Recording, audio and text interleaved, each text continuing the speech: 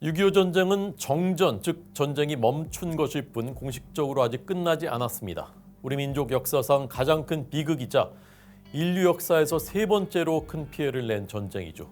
국군 13만 7천 명 전사, 유엔군 4만 명 전사, 민간인 24만 명 사망, 전쟁 미망인이 30만, 전쟁 고아가 10만 명, 그리고 김일성 정권에 끌려 나온 북한군 중공군의 인명피해는 이보다 훨씬 더 컸습니다. 그런데 이런 비극은 전혀 예측하지 못한 가운데 갑자기 일어난 것이 아닙니다. 남침이 가까워질수록 수없이 많은 경보음이 울렸습니다. 이상한 것은 수많은 경고들이 무시됐고 오히려 스스로 안보태세를 허무는 이상한 일들이 많이 일어났다는 것입니다. 오늘은 1950년 그때로 돌아가 보겠습니다.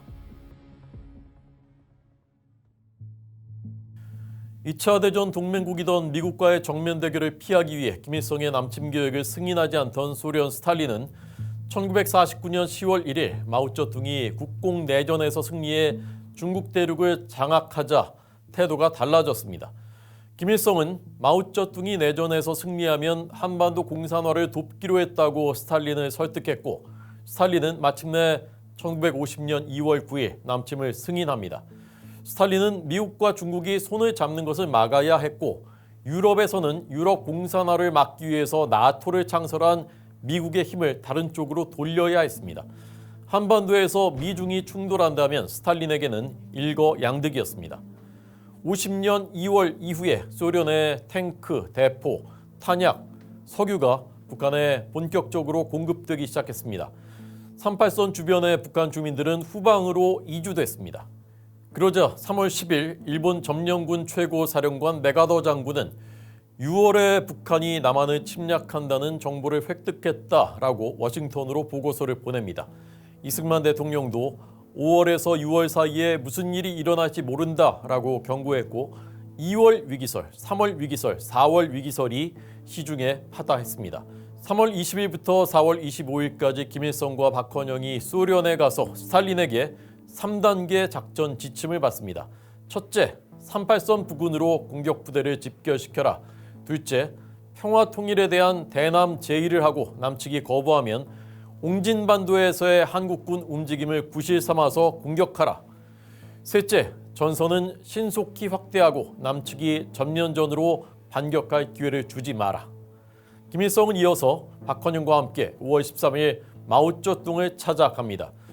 의심 많은 마오쩌둥은 스탈린으로부터 남침을 승인한 것이 맞지만 최종 결정은 중국에 맡긴다라는 내용의 전문을 14일에 받은 뒤에야 미군이 참전하면 중국도 파병하겠다라고 김일성에게 약속합니다.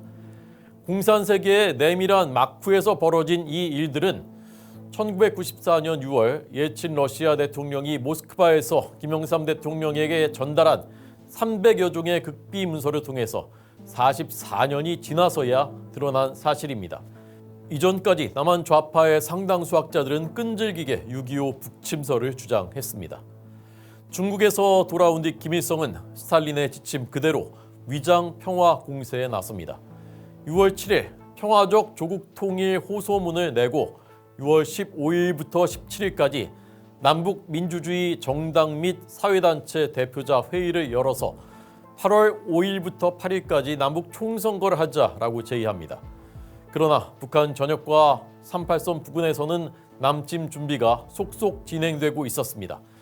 그러자 유엔 한국위원단 현지 감시반은 6월 9일부터 동쪽 강릉에서 서쪽 옹진반도까지 38선 전역 순회를 시작합니다. 그 결과 북한군이 38선 인근으로 이동했고 옹진반도 북쪽에서 군사활동이 증대되고 있다는 보고서를 전쟁 하루 전인 6월 24일 유엔 안보리에 제출합니다. 김일성의 가짜 평화 공세는 계속됩니다. 6월 10일 자신들이 억류한 민족 지도자 조만식 선생과 체포된 남로당 거물 김삼룡 이주화를 교환하자고 제의합니다. 우리 정부는 김삼룡 이주화를 개성과 사리원 중간 여현까지 호송해 갔지만 북한은 이런저런 구실을 붙이면서 지연시켜서 6.25 남침 때까지 결국 응하지 않았습니다. 같은 날 강릉 8사단장 이형근 준장이 서해 해상으로 침투하던 인민군 유격대 공작원들을 붙잡아 조사한 결과 인민군의 전쟁 준비가 완료됐다. 우리도 전시체제를 갖추고 인민군 공격에 대비해야 한다라고 최병덕 총참모장에게 보고합니다. 그러나 이 보고는 묵살당합니다. 이형근 준장은 이에 반발해서 사표를 내고 부대를 떠났다가 이종찬 장군의 설득으로 복귀를 합니다. 같은 날 최병덕 총참모장은 오히려 사단장, 연대장 대부분을 교체하는 초유의 인사 이동과 대대적인 군부대 이동을 실시합니다. 6.25 남침 불과 보름 전이었습니다. 전방 4개 사단 가운데 원주 6사단, 의정부 7사단, 강릉 8사단 이렇게 3개의 사단장이 교체됐습니다. 혼자 유임된 문산 1사단장 백선엽도 참모학교 교육 중이어서 전쟁이 터졌을 때는 부대에 없었습니다. 인사이동으로 경계태세는 흐트러졌고 신임 사단장들은 임명 날짜보다 늦게 부임하기도 했습니다.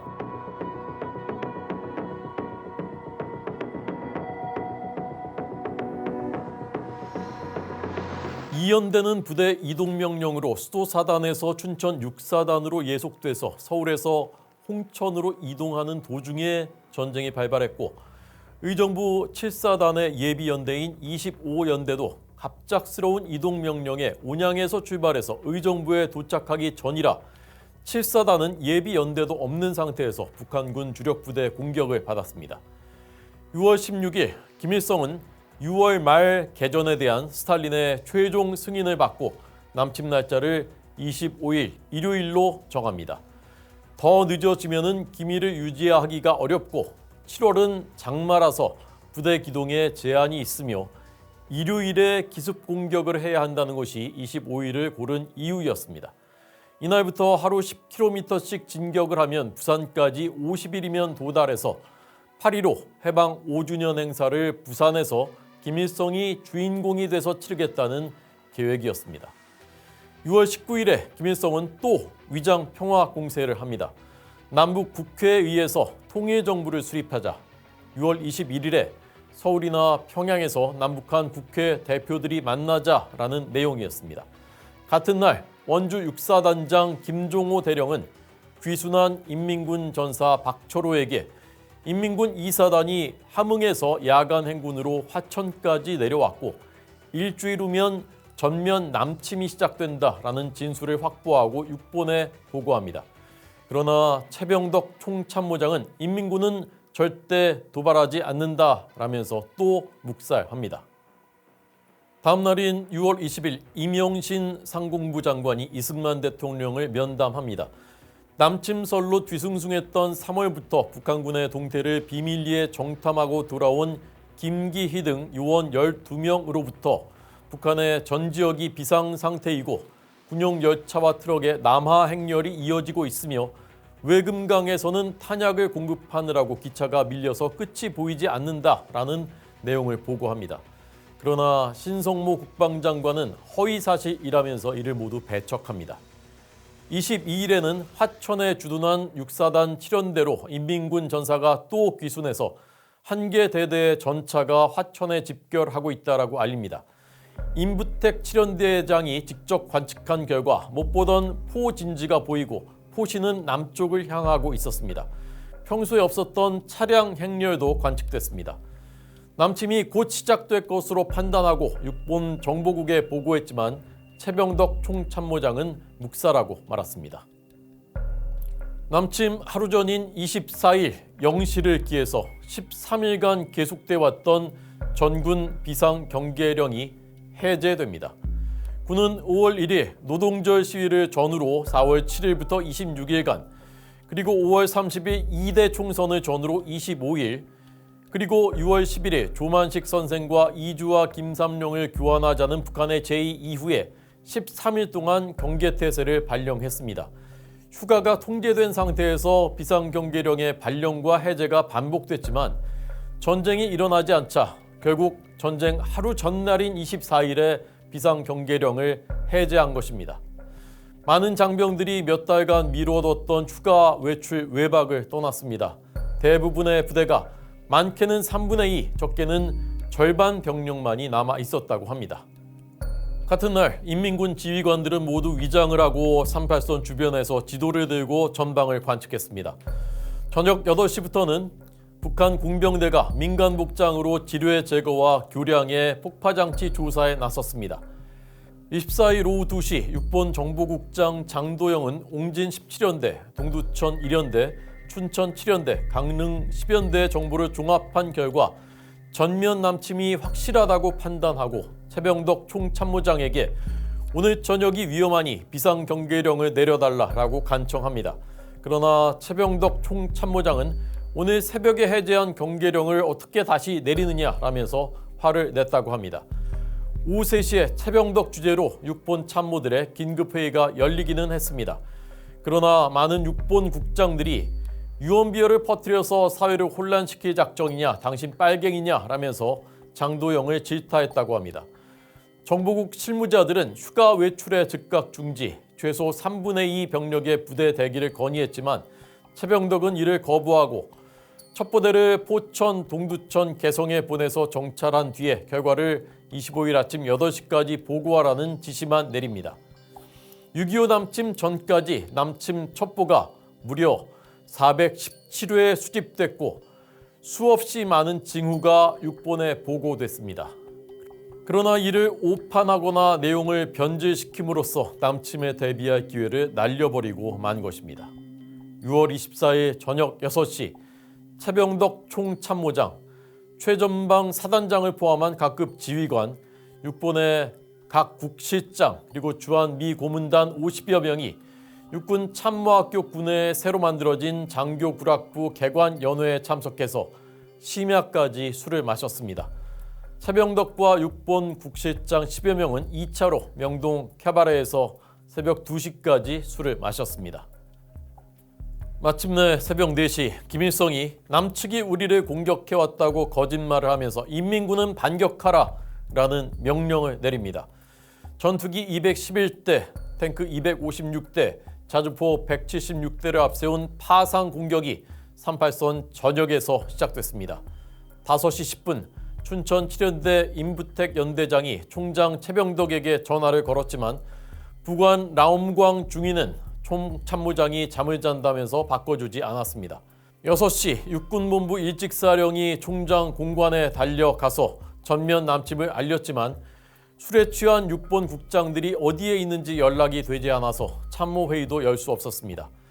오전 9시 반 최병덕은 술이 덜 깬 상태에서 미 고문관 하우스만 대위와 함께 의정부에서 7사단장 유재흥 준장의 보고를 듣고 전면 남침을 확인합니다.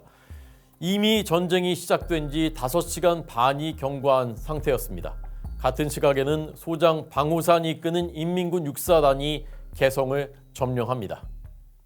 10시 10분 휴일을 맞아서 창경궁 비원 반도 연못에서 낚시를 하던 이승만 대통령이 보고를 받고 신성모 국방장관을 질타하자 신 장관은 반격해서 며칠 안에 평양을 향해서 가겠다라고 말합니다. 긴급 소집된 국무회의에서 최병덕도 전면 남침이 아니라 붙잡힌 공비두목 이주와 김삼룡을 살려내기 위한 책략 같고 부대를 즉시 출동시켜서 반격해서 격파하겠다라고 보고를 합니다. 오전 10시 서울 도심 초동에 있는 수도극장 훗날의 스카라 극장에는 외화 애원의 섬을 보기 위해서 시민들의 행렬이 이어졌습니다. 오전 11시에는 인민군 3사단이 포천을 점령합니다. 오후 1시 서울운동장에는 제3회 전국 대학 축구 선수권대회 연세대와 고려대의 결승전을 보려고 10,000명의 관객이 몰려들었습니다. 이것이 통한의 남침 전쟁이 일어난 6월 25일 그리고 그 직전의 대한민국의 상황입니다.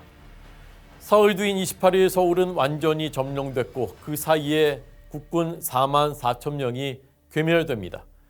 우리에게는 한 대도 없는 탱크와 전투기로 밀고 내려오는 적 앞에서 국군은 박격포와 수류탄 그리고 맨주먹으로 장렬하게 맞서 싸웠고 어느 한 부대도 투항하지 않았습니다. 장병들의 피와 땀과 눈물로 나라는 기적적으로 지켜졌습니다. 그러나 전쟁이 일어날 때까지 군 수뇌부는 사치와 부패에 물들어 있었고 군은 교육과 훈련에 소홀했습니다. 국가 차원의 통합 방위 계획과 동원 전쟁 연습은 정부 수립 후에 한 번도 없었습니다. 장비와 물자 보급도 빈약했습니다. 무엇보다 군 수뇌부의 오판이 가장 치명적이었습니다. 대부분의 전쟁은 비합리적인 주체들의 비합리적인 의사결정에 의해서 일어납니다. 전쟁의 발발이 합리적인 예측을 늘 벗어나는 이유입니다. 그래서 국가와 군은 극히 낮은 가능성에 대비해서 엄청난 자원을 투입하면서 만에 하나 일어날 최악의 상황에 대비하는 것입니다.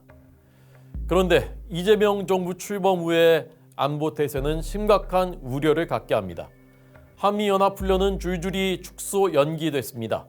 우리 군의 수뇌부인 합참의 장성 40명 전원, 그리고 2년 이상 근무한 중령 대령까지 수백 명 역대급 물갈이가 된다고 합니다.